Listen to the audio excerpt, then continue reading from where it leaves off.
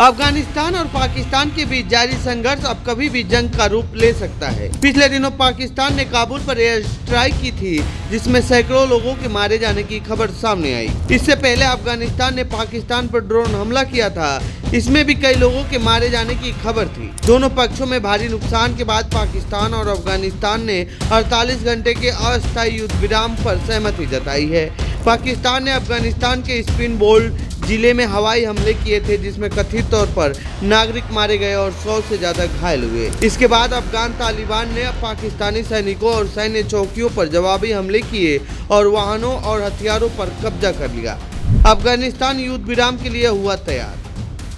पाकिस्तानी सेना ने तालिबान के हमलों को नाकाम करने का दावा किया है, जिसमें कई आतंकवादी मारे गए हैं और उत्तरी इलाकों में हमलों को बाधित किया है। दोनों देश एक दूसरे पर हिंसा शुरू करने का आरोप लगा रहे हैं, जिसके कारण दर्जनों लोग मारे गए हैं और घायल हुए हैं, जिनमें महिलाएं और बच्चे भी शामिल हैं। सीमा पार अभी भी बंद है, जिससे क्षेत्र में व्यापार और दैनिक जीवन प्रभावित हो रहा है।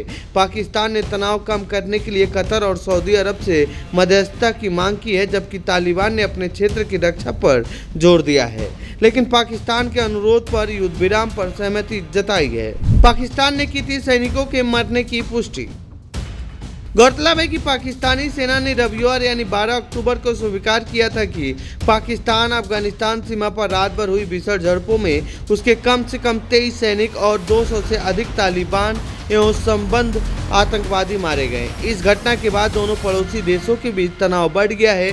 दूसरी ओर तालिबान सरकार के मुख्य प्रवक्ता जबीहुल्लाह मुजाहिद ने दावा किया कि हमलों में 58 पाकिस्तानी सैनिक मारे गए और लगभग 30 अन्य घायल हुए हैं। क्यों लड़ रहे हैं पाकिस्तान अफगानिस्तान?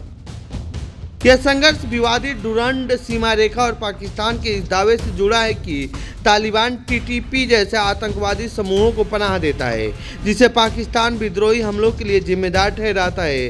तालिबान इन समूहों को समर्थन देने से इनकार करता रहा है, लेकिन उसने अपनी सेनाओं को भीषण लड़ाई में शामिल होते देखा है। यह अस्थिर स्थिति क्षेत्रीय ताकतों और लंबे समय से चले आ रहे सीमा विवादों से जुड़े गहरे भू राजनीतिक तनावों को दर्शाती है, जिससे शांतिपूर्ण समाधान चुनौतीपूर्ण लेकिन जरूरी हो जाता है।